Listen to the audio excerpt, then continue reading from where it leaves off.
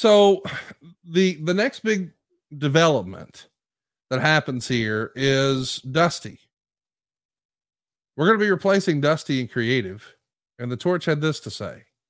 The committee that Dixie Carter formed to replace Dusty Rhodes includes Bill Banks, Scott Demore, Jeremy Borash, Dutch Mantell, and Mike Tenay. Mike Tenay, the lead announcer for TNA, is a longtime student of the game who was laid low and observed for years what has happened in TNA, and now is said to be excited about trying to correct some of the errors of the past. Jeff Jarrett and his father Jerry are considered master politicians who have managed to talk TNA president Dixie Carter, whose family has controlling interest in TNA, into not forcing a title change for months. The main reason given time after time is that the other options, quote unquote, weren't ready yet, and it would do damage to give them the belt too soon. AJ Styles has been moved back to the X division where his size and style were an ideal fit. That left older wrestlers such as Dallas Page and Kevin Nash, or less established, inexperienced wrestlers like Monty Brown and Abyss as candidates. So I do want to talk about the whole title situation because, Lord, that seems like the story that just never ends with you, and I want to address it. But the decision that Dixie had to replace Dusty and go with a committee, talk to me about that. See, and we might have covered it on the last episode, but Dusty getting in power, and which meant he replaced me, or me and my father, or but it was really replacing me, and it was to her defense. Hey, we've got to change. We've got to do something. I said that do what you think's best. And by this point, she had developed, a relationship with Dusty. I think Dusty did some politicking, obviously, and Bob Carter, without question, hey, let's give him a shot at this and see if something doesn't change. And I can remember Dutch, maybe my dad, or a number of people were basically saying, Jeff, you're going to do yourself a favor, because do you really think something's going to take off? And I'm like, hell no. It's not going to be the magic shot in the arm. The booking at this point, we're on Fox Sports. We're trying to get traction. Let's just keep on down the road. And then it just didn't work out. Dusty,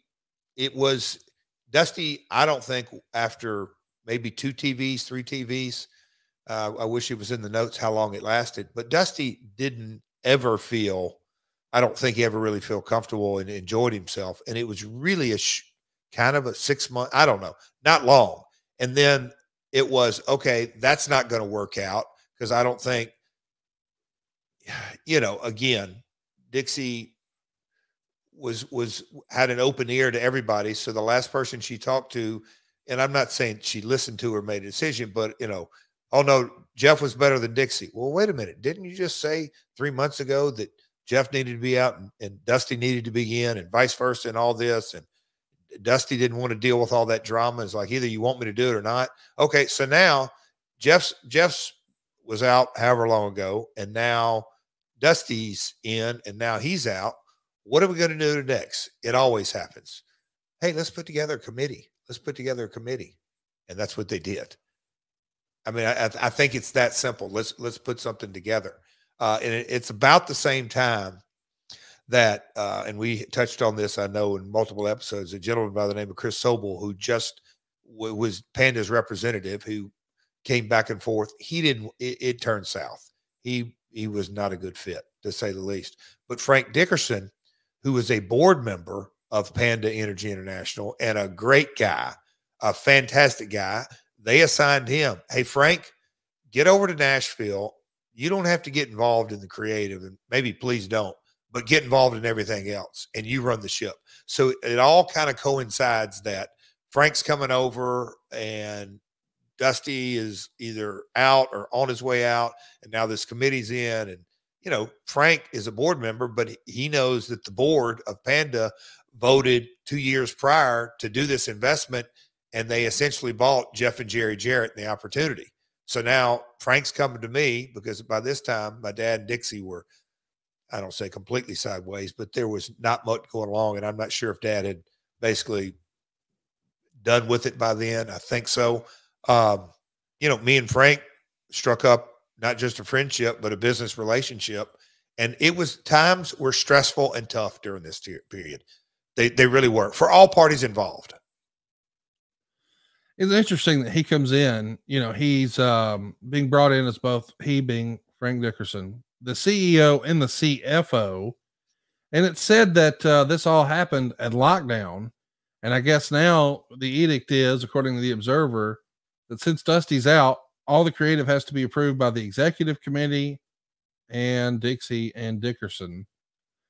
I want to talk to you about a few of these names that are going to be on here on this list.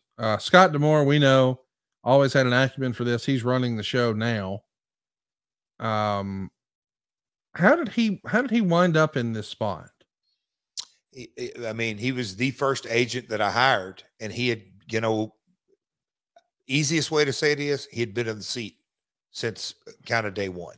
Or Jeremy Borash, sort of the same thing. He'd been there day one. And, you know, we both know JB, but he had been, yes, a part of creative, a part of the liaison, creative production. He was getting his hands wet on, you know, had his hands wet at this time, producing packages. Yeah, I mean, JB wore many, many hats. So he was in the room, if you will. Dutch Mantell, of course, a booking genius. No explanation needed. Mike Tenay, student of the game, there since day one, also makes sense. Bill Banks.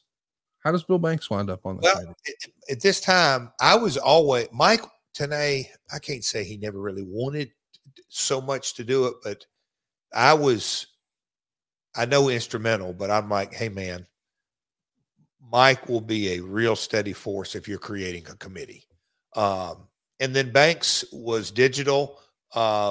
You know, again, we were early adopters of YouTube, and just kind of, he had worked at WWF, you know, digital. I don't think they called it that back then, but he had been around creative and social. And so, Conrad, is that 5 members? Because I specifically remember having the conversations with Frank. I said, committees are difficult. They're, for the most part, very, very unproductive because you need one person steering the ship. But if you don't have an odd number, they're going to have votes in the room and you're going to have stalemate. Then they're going to sit around and stare at each other forever. It's 5. Yeah. So they had 5 guys, and, you know, so those 5 rounded it out, and they all kind of brought something different to the table. And that was the decision made. And I think, you know, in a positive way, Dixie felt comfortable. Okay, let those 5 guys go write a show and see what they come back with.